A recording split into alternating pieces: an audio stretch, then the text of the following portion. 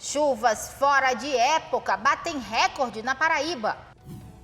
Nas notícias policiais, triplo homicídio é registrado em Mamanguape. Paraibano Vital do Rego é eleito por unanimidade presidente do Tribunal de Contas da União.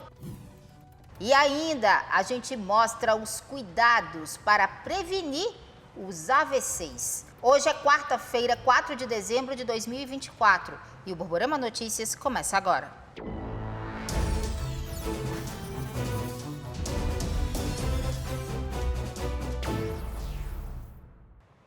Olá, boa noite. A gente abre essa edição falando das chuvas que nas últimas 24 horas bateram recorde em diversas regiões da Paraíba.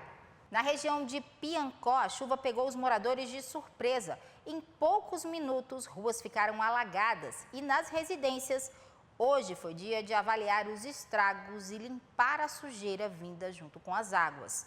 Aqui, ó, um Piancózinho de quase 1 metro. É a casa da sogra de Judivan. A casa da sogra de Judivan, essa que eu falei, vizinha aqui.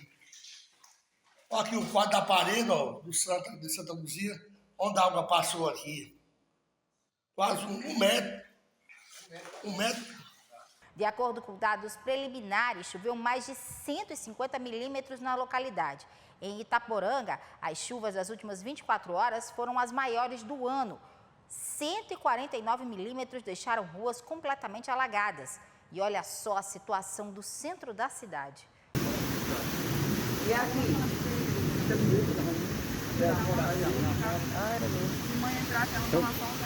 Olha, quase 70 cidades no sertão da Paraíba estão sob alerta de chuvas intensas. O aviso foi emitido pelo IMET, Instituto Nacional de Meteorologia. E a gente foi até a ESA para entender mais sobre essas chuvas que estão fora do período chuvoso. Essas chuvas elas foram associadas a um sistema meteorológico que ele é localizado nos altos níveis da atmosfera, que normalmente nessa época do ano ele atua, que é o vórtice ciclônico de altos níveis. Essa circulação de ventos nos altos níveis traz bastante umidade, principalmente para essa faixa, né, do Alto Sertão, Sertão e parte do Cariri. Por isso, essas chuvas bem significativas nessas regiões. E aí, essa é uma região onde a chuva começa lá para fevereiro mesmo, período chuvoso. Isso aí não tem nada a ver com esse período, não é um adiantamento. Isso, não é um adiantamento e também não é uma perspectiva para se fazer uma previsão, né, para 2025. Essas chuvas são chuvas que são consideradas como chuvas da pré-estação chuvosa, porque o período mais chuvoso das regiões do Alto Sertão, Sertão, Cariri, Curimataú, é de fevereiro a maio. Então, essas chuvas são consideradas como chuva da pré-estação chuvosa. É aquela chuva que o pessoal chama chuva da manga, do caju? Isso, o agricultor diz que é essa chuva, né, da manga, do caju, que realmente ocorre nessa época do ano, que esse sistema, né, como eu falei anteriormente, normalmente atua nessa época do ano. A gente vê que boa parte dele está aqui no continente, afeta principalmente o Alto Sertão, mas Campina Grande teve chuvinha ontem. Já desde o final de semana a gente tem umas garoas aqui na cidade refrescando. Isso, algumas instabilidades geradas por esse sistema, também veio umidade do oceano, então trouxe essas chuvas mais esparsas para essa faixa mais leste, né? O centro desse sistema do vórtice, ele está sobre o leste, o Oceano Atlântico e sobre o leste, né, dos estados da Paraíba e Pernambuco. Normalmente, no centro dele, há ausência de nuvens. Então, o deslocamento nesses últimos dias desse sistema, ele está adentrando, né, ao continente, por isso mais chuva nessa região oeste do estado, que é Alto Sertão e Sertão da Paraíba. E esse sistema vai ficar circulando aqui por quanto? Geralmente ele tem em torno de 3 a 1 semana de vida, mas como ele é transiente, ele pode também voltar. Então, nessa época do ano é bem comum, logo depois também da atuação do sistema, também formar outro, né? Mas, normalmente, é 1 semana. Traz chuva ou não, dependendo da localização. Como ele tem esse deslocamento, né, ainda existe perspectiva de chuva ali para a região do Sertão, hoje, né, principalmente no período noturno, hoje, e no final de semana existe uma perspectiva também para mais essa faixa mais leste. Vamos agora para as notícias policiais. 3 pessoas foram assassinadas a tiros na madrugada de hoje em Mamanguape. De acordo com a Polícia Militar, o primeiro crime registrado foi o homicídio de um homem. Com relação aos homicídios ocorridos nessa madrugada em Mamanguape, nós atribuímos a briga entre grupos criminosos. O primeiro evento se deu por volta de 1h30 da manhã, onde um homem foi assassinado por disparos de arma de fogo em via pública. Minutos depois, em decorrência de uma retaliação, um homem e uma mulher que estavam numa mesma casa também foram assassinados. São dois grupos rivais, boa parte de seus integrantes já se encontram presos em decorrência de várias ações, de várias operações da Polícia Civil, da Polícia Militar, das demais forças de segurança e de outras instituições. E nós estamos com uma unidade especializada em homicídios em campo. A Polícia Civil está em campo, a Polícia Militar encontra-se em campo. E logo, logo, nós estaremos desvendando, através da identificação de autoria, da materialidade do delito e da motivação. Então, vamos seguir essas duas investigações. Acreditamos que um evento, o primeiro e o segundo evento, existe uma relação entre eles, que é a briga por tráfico de drogas, mas vamos seguir em frente, vamos seguir com as investigações. E olha só esse caso, gente. O homem teve o cartão de banco furtado após ser abordado por uma pessoa se passando por funcionário de um banco aqui no centro de Campina Grande. Paulo Pessoa conversou com a vítima, que realizou o boletim de ocorrência sobre esse caso e ficou alerta para todo mundo. Esse golpe aconteceu na manhã de hoje no Banco Itaú, da rua 7 de setembro, que fica no centro de Campina Grande, onde muitas pessoas vão receber dinheiro, início de mês, enfim, ao longo de todo o mês. A vítima hoje foi o seu José Roberto, que é viúvo, pensionista, está aqui comigo. Seu José, era por volta de que horas quando o senhor chegou? 6h30, esse rapaz chegou. Dizendo que eu não ia receber dinheiro no banco do Itaú, não ia receber na Caixa Econômica, ele levou eu, disse que era para ficar lá esperando até abrir. Aí depois pegou o meu Levou cartão, o senhor para a Caixa? Para a Caixa Econômica, aí mandou eu ficar lá, depois ele correu, foi-se embora. Com o seu cartão e a sua senha? O meu cartãozinho e a senha também. O senhor ia receber quanto? R$800 que eu recebo, que eles pagam lá.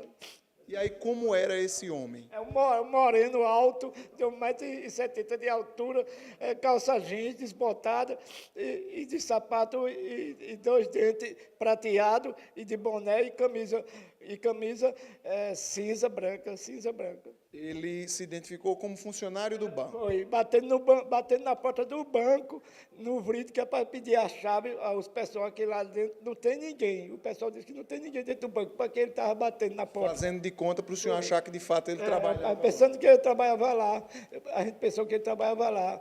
Mas o pessoal disse, não, ninguém nunca viu esse moreno aqui. E não é a primeira vez que aqui na cidade da polícia é registrado boletim de ocorrência desta natureza. Então, fique você atento, você aposentado, pensionista, você que vai receber o seu dinheiro em agências bancárias, seja na área central de Campina Grande ou em qualquer outro local, muito cuidado com essas pessoas que se identificam como funcionários das agências bancárias e tentam, na realidade, aplicar golpes nas pessoas. Inclusive, tem gente que consegue até crachar das instituições para se passar por funcionário e termina aplicando golpes. A gente fala agora de eleições 2024. Pois é, acabou a eleição, mas agora a gente chega na parte da diplomação dos candidatos eleitos nas eleições agora de 2024 aqui em Campina Grande.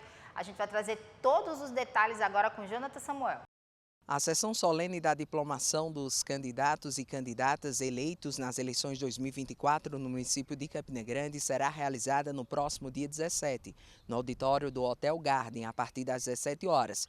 A cerimônia será presidida pelo magistrado Cláudio Pinto Lopes, juiz da 16ª Zona Eleitoral. Na sessão solene serão diplomados o prefeito reeleito Bruno Cunha Lima, o vice-prefeito eleito Alcindor Vilarim Filho e mais 23 vereadores e 27 suplentes. A realização de uma eleição obedece a uma série de etapas e ações constantes no calendário eleitoral. Entre as ações, a diplomação dos candidatos eleitos é o último evento inerente à Justiça Eleitoral, o que permite o encerramento do ciclo eleitoral. A diplomação municipal é um ato oficial de responsabilidade das zonas eleitorais, como previsto na Lei nº 9.504, de 30 de setembro de 1997. E olha, as eleições para reitor da UFCG serão definidas no segundo turno, que foi marcado para o dia 10 de dezembro. A primeira votação aconteceu ontem, mas nenhuma chapa obteve mais de 50% dos votos, o que exige a realização de uma nova votação.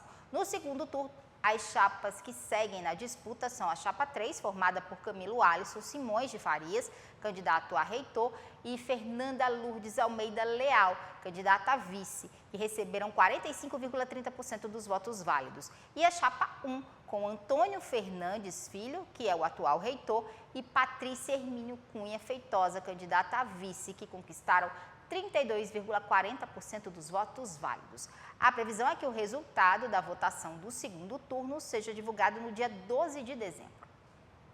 Mudando de assunto, o PROCON estadual está promovendo até a próxima sexta-feira um mutirão de renegociação de dívidas. E a gente vai explicar como você aí de casa pode participar.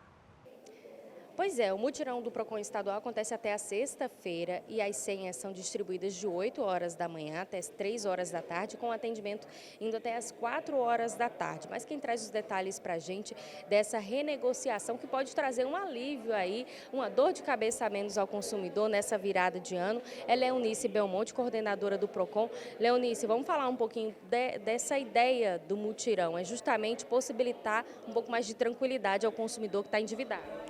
Com certeza, o governo do estado, juntamente com o PROCON estadual da Paraíba, está realizando esse mutirão de renegociação de dívidas, visando ajudar os consumidores, porque tem muita gente inadimplente e às vezes não sabe como é que deve resolver. Então você, consumidor, que reconhece que tem débitos, compareça aqui que estamos realizando o mutirão de renegociação de dívidas. Realizamos a consulta no CDL, você identifica quais as empresas que você tem débito, e através dessas empresas é feita a renegociação de dívidas.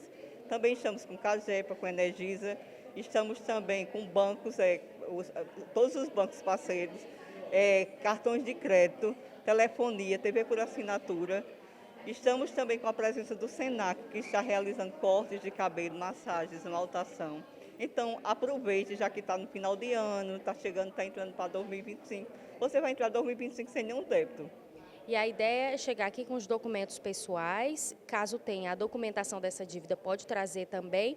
E aqui mesmo essa negociação é feita, o consumidor já sai aí com essa negociação que pode ter descontos consideráveis. Com certeza, você trazendo seus documentos pessoais, RG, CPF, comprovante de residência. Se caso tiver um cartão de crédito, pode trazer também que ajuda, auxilia. Mas nada impede de realizar o acordo. Por quê? Porque é realizada uma pesquisa no CDL e é identificado o número do contrato que você tem o débito e é realizado o acordo. Até porque os acordos presenciais são todos homologados através do NUPEMEC. E agora a gente fala de dados preocupantes. A Secretaria de Saúde da Paraíba divulgou mais um boletim epidemiológico com os casos de arboviroses no estado. Em 2024, já foram mais de 14 mil pessoas contaminadas. Pois é, o boletim foi divulgado nesta terça-feira pela Secretaria Estadual de Saúde. Esse é o boletim de número 12 e o último que será registrado esse ano. O boletim coletou informações das últimas 48 semanas, encerrando aí no dia 30 de novembro. E foram registrados 16 mil casos de arboviroses aqui na Paraíba. 89% desses casos são de dengue, que teve, no caso, 14.253 registros, seguidos aí pela chikungunya, que representa 10% desses números, 10,40% desses números, com um total de 1.665 casos. A zika é a que menos teve registro, foram apenas 0,54% desse total, de 16 mil casos, com um total de 86 casos registrados. Vale salientar que o boletim também traz informações em relação aos números de casos que foram graves e também de óbitos. O boletim destaca que a dengue segue como a principal causa de preocupação. Foram 183 casos graves e 11 óbitos confirmados por dengue aqui no estado, em municípios como Cabedelo, João Pessoa, Campina Grande. No caso da chikungunya, foram registrados 5 óbitos. A maior parte dos casos aconteceu em Campinas, João Pessoa e Monteiro. O próximo levantamento do Lira só acontece no próximo ano, vai acontecer aí de 27 a 31 de janeiro de 2025. A seguir, a gente fala sobre os cuidados e como prevenir casos de AVC.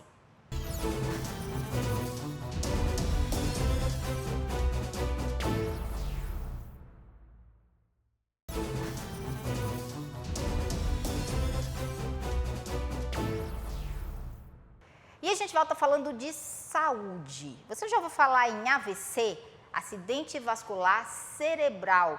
Pois é, mais conhecido até como derrame cerebral. É uma das principais causas de morte e incapacitação em todo o mundo. E quem sofre um AVC pode ficar com muitas sequelas. E é justamente por isso que a fisioterapia é extremamente importante para o tratamento e reabilitação dos pacientes. Dona Valéria sofreu múltiplos AVCs em 2015, quando tinha 49 anos. A doença deixou sequelas. Eu fiquei sem andar, sem falar direito, porque vim numa cama deitada. E aí a senhora tinha um histórico familiar, né, de AVC? Tem um histórico, minha mãe morreu de AVC. Mas a gente nunca espera que a doença chegue até a gente. Não espera não. Chega de repente. Eu nunca esperei por isso. O acidente vascular cerebral atinge centenas de milhares de brasileiros todos os anos. Alguns fatores aumentam o risco da doença. Os principais fatores de risco para AVC são a idade, né? Quanto mais o tempo passa, mais nós estamos predispostos a sofrer um AVC. O sedentarismo, que é um dos principais fatores de risco. O tabagismo, alcoolismo, uso de drogas, colesterol elevado. Então, é importante que se atente para de que forma nós podemos prevenir, né, os agravos para que não ocorram episódios como um acidente vascular cerebral. Né? Hoje, a cada 2 minutos, nós temos um evento, um AVC no Brasil. Então, nós precisamos estar atentos a esses fatores para que a gente possa controlar a rotina, o estilo de vida que nós levamos, né? Fazendo uma dieta adequada, praticando atividade física para que a gente possa minimizar os agravos e evitar, né, combater o AVC entre nós. Um estudo publicado no mês de outubro mostrou que os casos de acidente vascular cerebral cresceram 14,8% em pessoas com menos de 70 anos no mundo.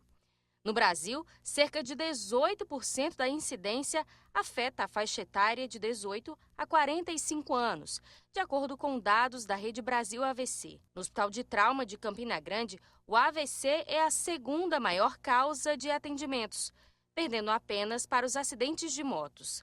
Foram 181 vítimas até outubro deste ano. A doença, que na maioria dos casos deixa sequela, exige esforço para a reabilitação, que deve começar ainda no hospital. Nós partimos do pressuposto que o nosso cérebro é plástico, que significa dizer que ele se adapta frente aos estímulos que ele recebe. E a fisioterapia neurofuncional, ela traz os estímulos adequados para que o paciente consiga, né, restabelecer atividades e funções que foram prejudicadas. Então, o papel da fisioterapia é importante desde o ambiente hospitalar, e aí nós vamos auxiliar, prevenir os agravos do imobilismo, de estar ali muito tempo deitado, acelerando o processo de alta, e na fase pós-hospitalar também, né, direcionando esses estímulos de modo a recuperar as atividades que estão limitadas ou que possam estar restringindo a participação social do indivíduo. E aí a gente muitas vezes pensa assim, teve o AVC, tem que descansar para depois começar uma atividade ou a recuperação da fisioterapia. E é totalmente o contrário. Isso. Hoje nós sabemos que após o dia 8 em que ocorreu um AVC, até os 3 primeiros meses, o nosso cérebro está trabalhando de maneira intensa para se recuperar. Então, o ideal é que a fisioterapia seja buscada de maneira muito enfática nessa fase, porque nós vamos tirar proveito desse trabalho do sistema nervoso para que a gente direcione os estímulos nessa fase de maneira assertiva. O que não significa dizer que após os 6 meses, né, o que é classificado como uma fase crônica após AVC, os indivíduos não possam ter recuperações ou ganhos significativos. Muito pelo contrário, a neuroplasticidade, né, a capacidade de se adaptar, ela não deixa de ocorrer em nenhuma fase da vida. Ela continua ocorrendo, mas ela não vai acontecer na mesma velocidade que aconteceria se o estímulo tivesse sido ofertado lá na fase inicial. Dona Valéria começou a neurofisioterapia e a fisioterapia respiratória meses depois do AVC.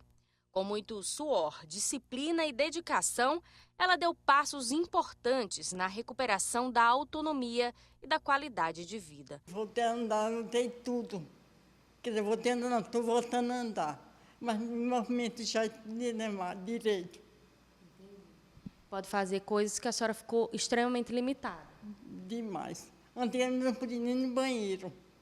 Vim de uma cama. Hoje eu vou já, sozinha, no andador. Então a fisioterapia é realmente transformadora em casos como esse. Muito transformadora. O atendimento realizado na Clínica Escola de Fisioterapia da UEPB é transformador. O projeto de extensão forma novos profissionais e mostra para pacientes que movimento é superação. E o Borborema Notícias vai ficando por aqui. Uma excelente noite para você. A gente volta a se encontrar amanhã, hein? Tô te esperando.